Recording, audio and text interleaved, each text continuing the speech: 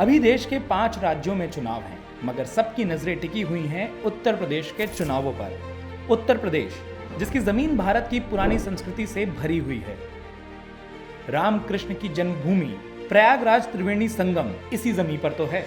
देश की आजादी में भी यूपी का अपना एक अलग नाम है, मगर इन सब से अलग वहां जो सबसे ज्यादा चर्चा में बात रहती है वो है वहां की राजनीति। और ये सिर्फ इस बार की बात नहीं है, हमेशा ही देश में उत्तर प्रदेश के चुनाव बहुत अहम माने जाते हैं। इसके पीछे ढेर सारे कारण हैं और उन्हीं कारणों में से एक ये है कि उत्तर प्रदेश की राजनीति दिल्ली की राजनीति पर सबसे ज्यादा असर डालती है।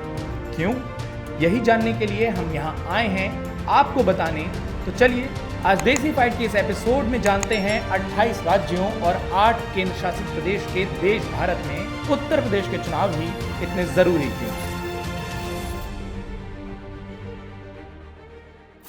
उत्तर प्रदेश भारत का जनसंख्या के आधार पर सबसे बड़ा राज्य। यहां भारत की जनसंख्या का 7वां हिस्सा रहता है, यानी करीब 24.34 करोड़ लोग। कहा जाता है कि अगर ये आजाद देश होता तो चीन, भारत, अमेरिका, इंडोनेशिया और ब्राजील के बाद दुनिया का 6वां सबसे बड़ा देश होता। इसी के साथ ये वही राज्य है जो लोकसभा में सबसे ज्यादा सांसद भेजता है। 80 सांसद उत्तर प्रदेश से ही चुनकर जाते हैं और यही एक बड़ा कारण है कि सबकी नजर यूपी पर और यूपी के चुनावों पर होती है। सबको लगता है कि जो पार्टी उत्तर प्रदेश में जीत गई, दिल्ली में भी केंद्र पर वही सरकार बनाएगी, और ये बात काफी हद तक सही भी है। जैसे किसी भी डेटा के एनालिसिस के लिए उस डेटा का एक सैंपल लेकर उस डेटा के बारे में एक अंदाजा लगाया जाता है, उसी तरह से भारत की राजनीति के बारे में अंदाजा लगाने के लिए यूपी एक सैंपल की तरह काम करता है। उत्तर प्रदेश की राजनीति देश को बहुत प्रभावित करती है। इस बात का अंदाजा इसी से लगाया जा सकता है कि अभी देश के राष्ट्रपति, रक्षा मंत्री और प्रधानमंत्री नरेंद्र मोदी जैसी बड़ी हस्तियां भी उत्तर प्रदेश से ही चुनकर आती हैं। नरेंद्र मोदी वैसे तो हैं गुजरात से, मगर उन्होंने भी उत्तर प्रदेश के राजनीतिक महत्व को देखते हुए 2014 और 2019 में वाराणसी से चुनाव लड़ा और जीते भी। 2022 के विधानसभा चुनावों की बात करें तो इसमें यूपी पर सबकी नजर इसलिए है क्योंकि यहाँ कई साल बाद बीजेपी की सरकार है और वो फिर से सत्ता में आना चाहते हैं। मगर यूपी में एक ही पार्टी जनता दल 1989 यानी 1989 में दोबारा सत्ता में आई थी और बीजेपी ये रीत भी तोड़ना चाहती है। और इसके साथ ही 2024 में होने वाले चुनावों के लिए, जिसमें केंद्र सरकार का चुनाव होना होगा, ये चुनाव एक आधार हो सकते हैं। लोकतंत्र में यूं तो संख्या का बहुत महत्व होता है, दूसरा इसका प्रतीकात्मक महत्व भी होता है।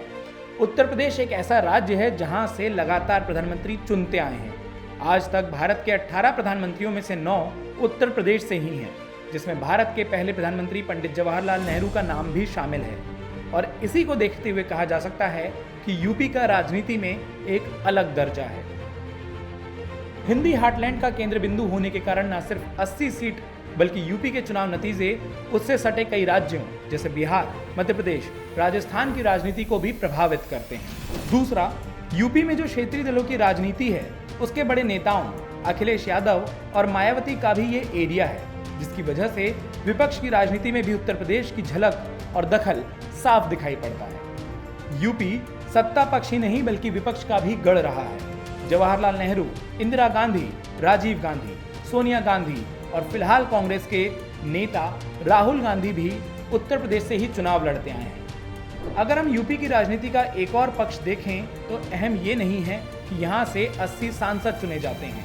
अहम ये है कि 5000 साल पुराने देश को यूपी एक सिविलाइजेशन डेप्थ की यानी सभ्यतागत गहराई देता है। त्रिवेणी उत्तर प्रदेश में है, काशी, मथुरा, अयोध्या और गंगा यमुना उत्तर प्रदेश में है। एक तरह से प्री इस्लामिक संस्कृति का गढ़ उत्तर प्रदेश है, जो आज के वक्त में राजनीति का एक बड़ा गढ़ बन चुका है। यूपी के चुनावों से ही केंद्र की राजनीति के बड़े बड़े मुद्दे निकलते हैं। यूपी से निकलकर ही वो पूरे देश में फैल जाते हैं। इसका एक सबसे बड़ा उदाहरण राम मंदिर का मामला है। इस बार उत्तर प्रदेश के 15 करोड़ से ज्यादा वोटर अपना भविष्य चुन रहे हैं, लेकिन इसके राजनीतिक माहौल को देखते हुए और जिस तरह यूपी की राजनीति पर देश की नजर रहती है, उसके उलट यूपी देश के सबसे कम विकसित राज्यों में भी शामिल होता है। सबसे ज्यादा गरीबी भी यहीं पाई जाती है। कभी कभी लगता है कि शायद यही कारण है कि यहाँ हर बार सरकार बदल जाती है, क्योंकि यूपी का विकास और गरीबी हर बार एक मुद्दा तो होता है, लेकिन उस मुद्दे पर चुनावों के बाद कोई काम नहीं होता। वोटर हर बार नई सरकार से उन्हीं चीज़ों की उम्मीद करता है और सरकारें बदलती रहती हैं। इस बार उत्तर प्रदेश क्या नया रंग दिखाता है और कैसे ये केंद्र की राजनीति को प्रभावित करता है, ये तो चुनाव के नतीजे आने के बाद ही साफ होगा। लेकिन हमारा ये वीडियो आपको कितनी इन्फॉर्मेशन दे पाया, ये आप हमें अभी ही बता सकते हैं कमेंट बॉक्स में कमेंट करके। और इस तरीके के और भी वीडियोस को देखने के लिए सब्सक्राइब कीजिए देसी फाइट।